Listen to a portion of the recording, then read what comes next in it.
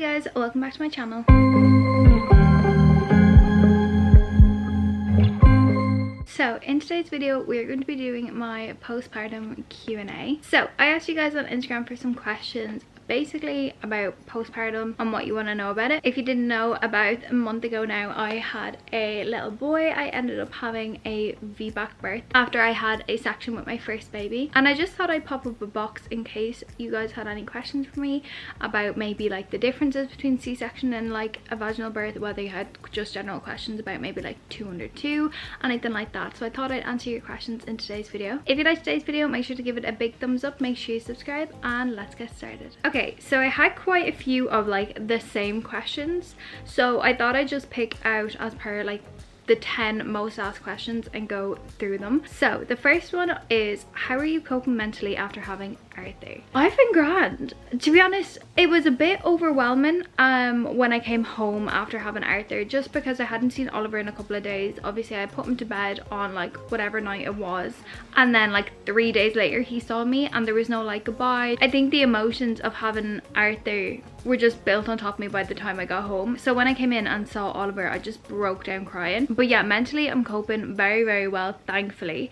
And yeah, I think it's definitely down to the support system around me. For the first like 3 weeks we had my mom, and then we've had a lot of visitors coming in and out, so kind of I haven't had to really be on my own. I've had help all the time, and obviously Joseph's been home. Joseph's only just gone back to work yesterday, so you're watching this on the Wednesday. He went back to work Monday, and I haven't felt like I've been alone. So mentally I'm actually doing quite well. Thank you for asking. Okay, so someone else was asking, were you hoping for a girl? I wasn't hoping for a girl, I wasn't hoping for a boy. I really did not mind what I was gonna end up having, although what I will say is I did think I was having a girl. I think I said this before, like my bump was different, my symptoms were different this time around, so I thought it was a girl, whereas Joseph thought it was a boy. I was in both mindsets of, oh, if I have a girl, it's one of each.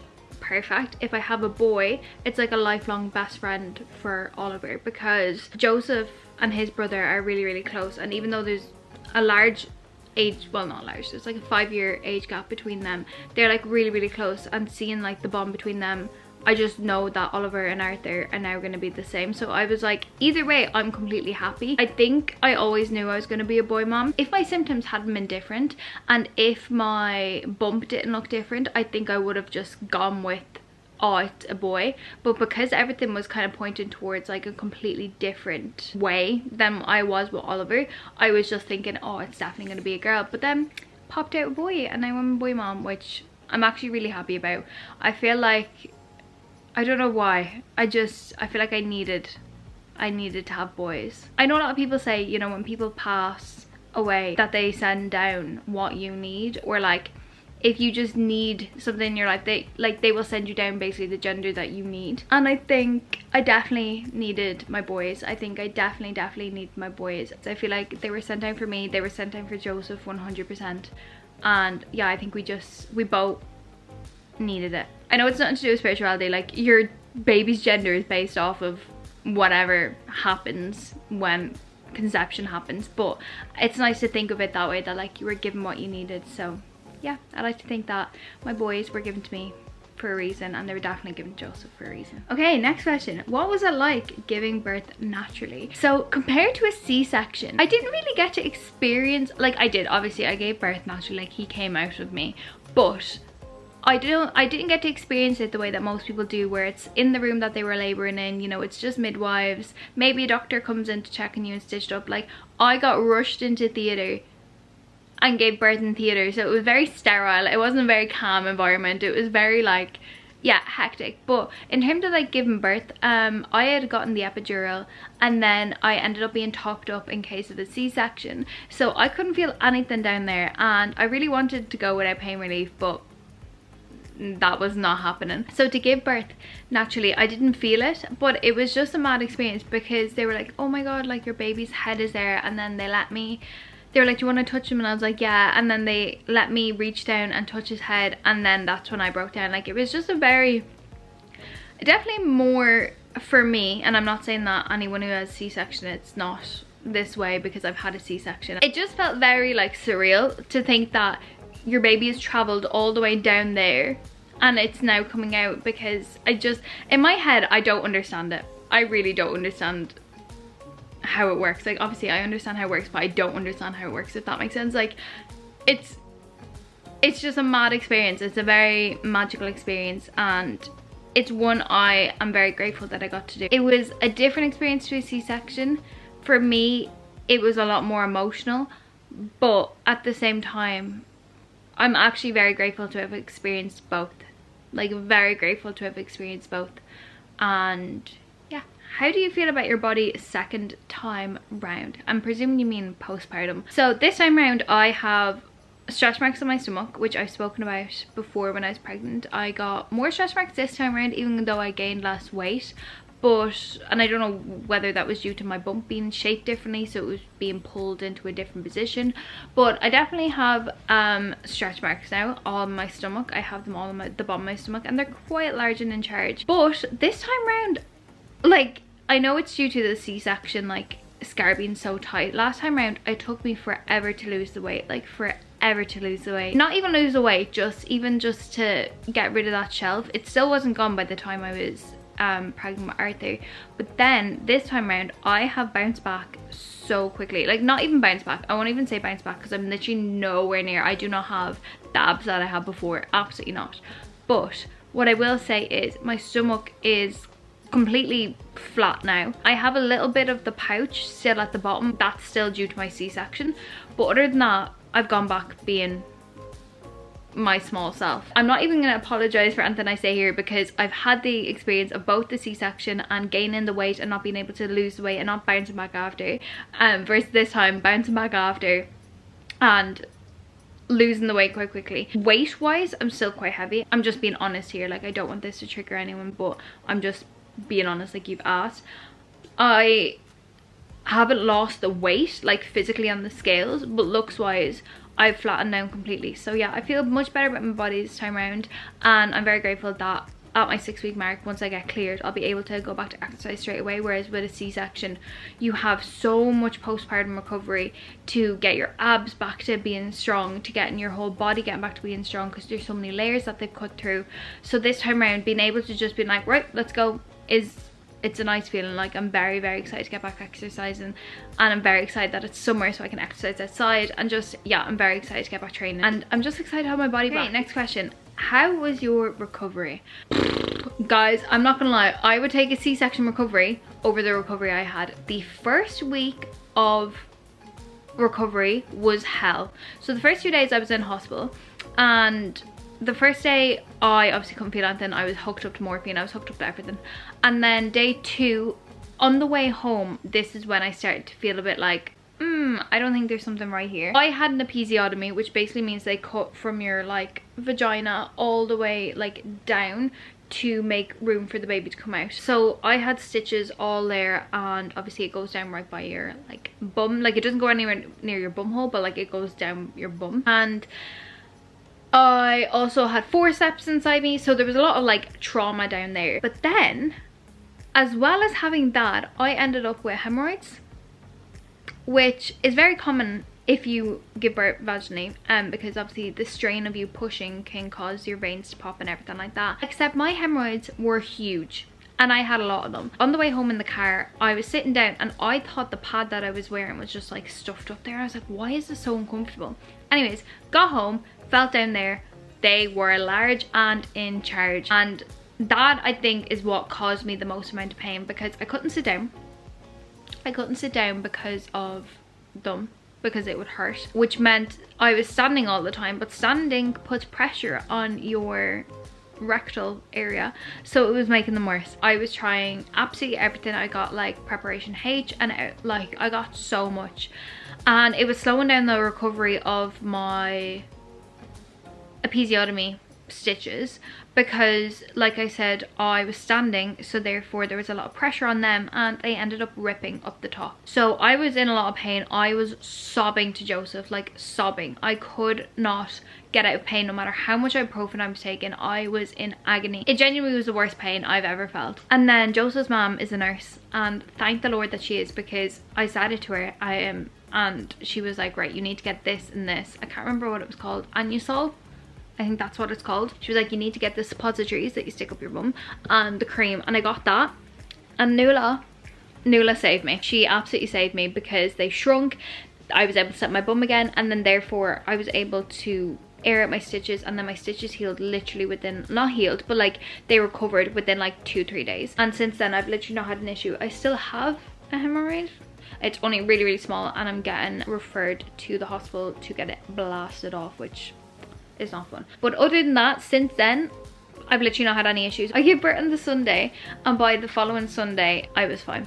So yeah, if you have hemorrhoids, get them sorted straight away after birth, because I understand your pain. And also the best thing I found for my stitches down there, I don't know whether this was just my episiotomy stitches or if you have like, if you tore naturally and you got different type of stitches, I don't know if this worked, but airing out my stitches for a couple of hours a day literally worked wonders. Like worked wonders. I would sit on the bed on a towel because obviously you're still bleeding, prop my legs up and just let down there air out, and it really just kept my stitches dry, and it just made them heal faster, because obviously with the blood being down there and like the warmth and everything, it can cause like infections. And I found the more I aired it out, the less painful it was. So top tip, if you are struggling with your pain in your stitches, please just sit there, air them out for hours, even if it's just before bed, like 8 p.m. to 10 p.m. air them out for 2 hours. You will thank yourself. Okay, next question. Are you breastfeeding? Guys, I'm not breastfeeding. As much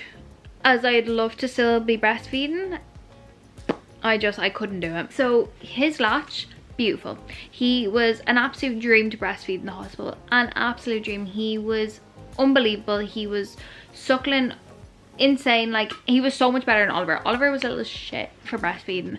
Arthur, amazing. But it got to the second day of being in the hospital, and I think I said this on Oliver, but like this is so TMI, but look, there's something I haven't put out there. My nipples aren't pointed, they're just flat. Like there's a little bit there, but they're mainly like, my boobs are like, they're flat. So for him to get milk and protrude my nipple out as big as it needs to get milk, he was suckling very hard and quite a lot, and he was getting frustrated. So therefore my nipples ended up getting extremely sore, extremely cracked. Just, oh, it was a lot of pain. Like, it was a lot of pain. I couldn't do it. So I got home and I was like, look, I'll pump. I'll do what I did with Oliver, and I'll pump for the 6 months, give him the best start of life. Because personally for me, whether you believe it or not, personally for me, I do believe breast is best. Even though Oliver was only given breast milk for the first couple of months, and then I switched to formula, and Arthur was given breast milk for the first week, and then I switched to formula. But in terms of breastfeeding, I couldn't do it anymore, guys. Like, I really couldn't do it. I tried my hardest, but it wasn't working. So yeah, we're on formula. I'm kind of sad about it because he was feeding so well. Like, he was such a good feeder, but on my end, my boobs they're just not made for what they're made to do. Like, they really aren't. I was not gifted with the nipples that were needed. Why am I describing my nipples to you? I'm gonna stop right there. Okay, next question. How is 2 under 2 going for you? Honestly, I can't complain right now. I've obviously had Joseph home the past month, so what he's been doing is he's been waking with Oliver and doing kind of like a lot of the morning with them, and then I will come down and then we'll do the rest of the day together, purely because I do every single night feed with Arthur. It was my decision. I decided that I wanted to do all the night feeds because there was no point in the both of us getting up in the middle of the night and then one person having to attend to Oliver in the morning. That just wasn't going to be fair on whoever was attending to Oliver in the morning. So I said to him, I said, I'll take all the night feeds, you get the full night's sleep, and then deal with Oliver, because dealing with a toddler as well as having a newborn is already stressful enough. You don't need that with sleep deprivation, like absolutely not. And it means that I can kind of catch up on a little bit of sleep then in the mornings once, you know, Joseph's up with Oliver. I don't have to worry about Oliver. But Joseph's now gone back to work, so the latest I'm going to be able to stay in bed till is 8:30, which is still quite late. But because I'm doing like obviously multiple feeds at the moment in the middle of the night, and then having to deal with the both of them on my own, it's just going to be it's gonna be absolute chaos. So for now, 202 has been great. Come back to me tomorrow and I will let you know at the end of the day how I'm getting on, or the day you're watching this, because the day you're watching this is actually the first day that I don't have Joseph, that I have both boys on my own. And luckily, obviously with the newborn stage, it's kind of a bit easier. They sleep like literally 90% of the time. But luckily Oliver goes to childminders every single week, twice a week, so it just gives me, one, that little bit of bonding time with Arthur, two, it allows me to film and upload for you guys, and three, it also means I can catch up on sleep. So it's been nice having him still go for the 2 days, but I still have 3 days on my own with him, with the both of them every single week. So yeah, come back to me in about 2 weeks time and I'll let you know. This one I thought was a very good question, and it says, do you have the same postpartum anxiety that you did on Oliver? So if you don't know, I suffered really badly after having Oliver with postpartum anxiety, and it was due to the trauma that I had from his birth and just the really shitty time I had from his birth. I was very overprotective of Oliver. I was very cautious about who had Oliver, when they had him, his feeding times, his sleep times, his just everything. I was very overly cautious about Oliver, and I really struggled after birth. I had really bad thoughts about stuff happening to Oliver, not from me, but from other people doing stuff to him. Like, I barely even leave him with Joseph. Like, I just struggled a lot after Oliver, and I think that also came with being a new mom, because this time around I have none of that. Now obviously, bear in mind, I'm only a month postpartum, but I feel like it did kick in for me quite soon after Oliver. But who's not to say that like it could still happen to me a couple of months down the line. But because I know what I'm doing second time round, and because I know nothing like that is gonna happen, and because I had a nice birth, I feel like this time round it's a breeze. Like, when Joseph went back to work after I had Oliver, I was stressing. I was like, oh my god, I'm on my own. How the hell am I going to deal with a baby on my own? Now, having Arthur on my own, I'm like, Jesus, lovely peace and quiet. It's lovely.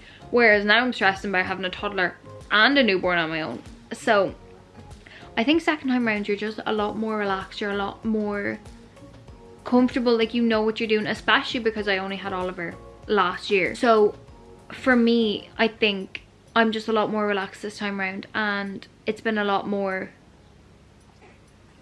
yeah, I've just been able to cope with it a lot more. But that is not to say that it might not come upon me. That's not to say that I might be hit with it in a couple of months, because I know some people will be fine on their first and then on their second it hits. But so far I'm good, thankfully, touch wood. This one is a subject that I'm still unsure on, and it's, are you going to go on birth control now? Honestly, the answer is yes. I'm 100% going on birth control, because I think I've said it before, but I'm done having kids. Like, I am happy with my 2 boys.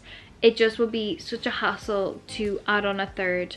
Obviously, if it happens, then obviously that baby will be so loved.